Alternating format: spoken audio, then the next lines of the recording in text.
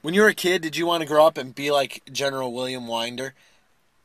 Probably not. You probably don't even know who he is.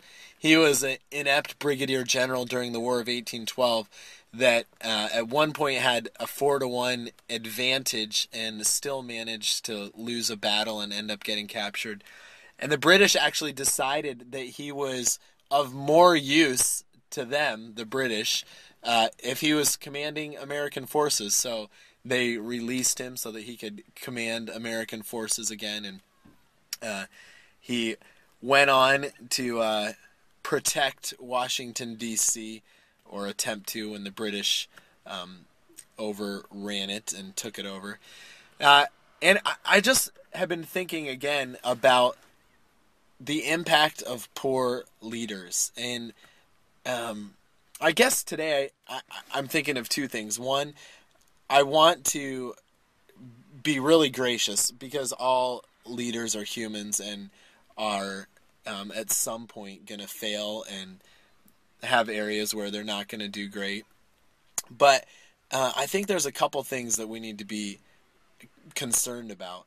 And the first is maybe God has not gifted us with leadership and we're in a position. I think sometimes there's people that are in positions of leadership that are just burned out because they're doing things that God has not created or gifted or called them to do, but they're doing it for whatever reason. Maybe their dad was a pastor, so they feel like they need to be a pastor. Or maybe I met a lady, Ann, who was CEO of a company last year, and she hated it. She didn't want to be the CEO. She was a developer of people and a cheerleader, and she just was drained by leading. Um, my son is coming back from soccer practice. And the other thing is, so I think there are people, maybe you're in a position of leadership and you shouldn't be there. So maybe look for a gracious way to exit if that's you. And the other thing is, I talked about this in my series in February, is leaders that plateau. There are so many ways that leaders plateau and quit growing.